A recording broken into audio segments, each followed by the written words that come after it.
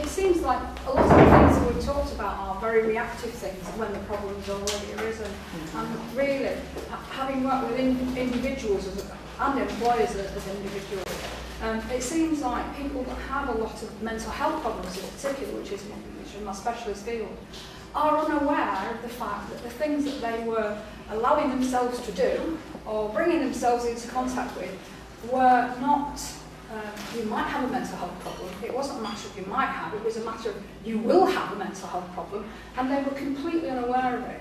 So any fit for work scheme has to have a proactive educational remit in order to educate people just about some of the practices that we allow ourselves to become included in workplaces, so that we are more discriminating who we. So I don't know whether that's through education, through colleges. Children are being required to move on longer. Should we not be pushing for a work readiness course that involves about how we interact with this thing called work and its impact on us? And schools. And schools, yeah.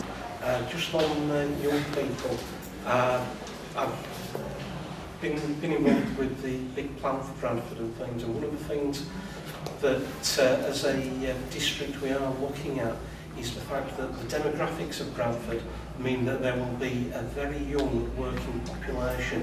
Over the next 10 years we're going to have an awful lot of young people coming into the workforce, and it's something we do need to consider. That makes this all more important in sense. Mike, were you asking? To make a number of points. I'm not sure that they're all totally connected. Just in response to the comment we just made, the last speaker, the one about people making sensible choices about workplaces that don't suit them. I mean, just a reservation about that, really, which I'm sure everyone can see, which is that not everybody has the scope to make those sorts of choices. A lot of people have not got a great deal of choice about the sort of work that's open to them, and that's likely to be an increasing problem in the future. And also another observation linked to that, perhaps a bit more abstract, which is that increasingly, it seems to me, more and more workplaces are driven by the same organisational culture, where work is increasingly intensified and where there's more and more pressure put on the employee because of the demands that are made on the business and in the public sector, because of the performance indicator apparatus that tries to recreate the market pressure that exists in the private sector. And that's my first sort of general observation, really. And my second one goes back to your opening remarks, which is that you said that we're going to have an opportunity to talk about occupational health, both the Health and Wellbeing Partnership and the new emerging economy and transport and housing partnership. Well, that's news to me, but it's very welcome.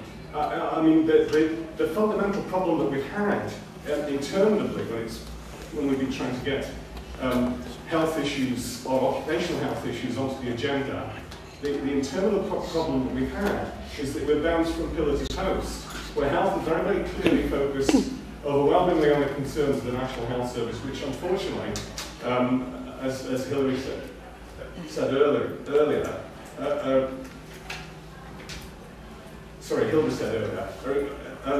increasingly to do with lifestyle choices and education around lifestyle choices. And the economic partnership, who are increasingly focused on worklessness, which leads me to my final point, really.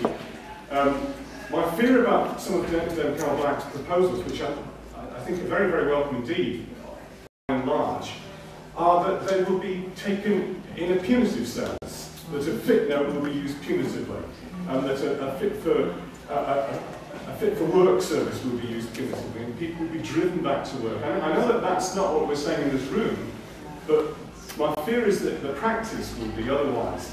And the only little bit of evidence I can think of to illustrate this is I don't see a great deal of mention.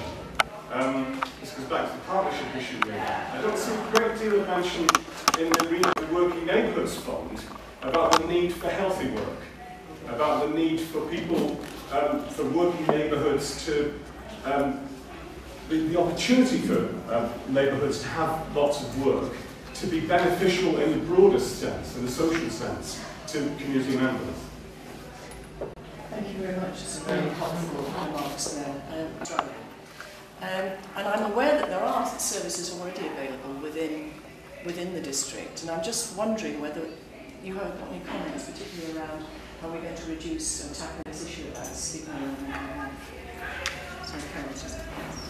I'm working on a project at the moment. All I can describe it as is training listeners within workplaces to work on behalf of the colleagues, to be able to spot early on signs of mental distress or people that are showing mental distress to have somewhere to go to. And I think I've raised the funding for me to do the training today. Yeah. Funding is available to actually roll out. It's easily available if you've got money. The training itself costs £1,900. Yes. Well, as a small voluntary sector organisation, we don't have that kind of money, so I've had to find the money from somewhere else that allows me to do that training. Well, a speech actually, because I think there is funding available. This is good news because you know this is the danger, isn't it, of not exacerbating the inequalities if that kind of training and awareness is available in the larger organisations but not in the smaller. And who's the we? Sorry, who is the we in this? School nurses and mental health practitioner from the book This is what happens is you start to. This is what happens. This is the benefit, obviously, of this kind of session, right? Is that you start to identify the questions.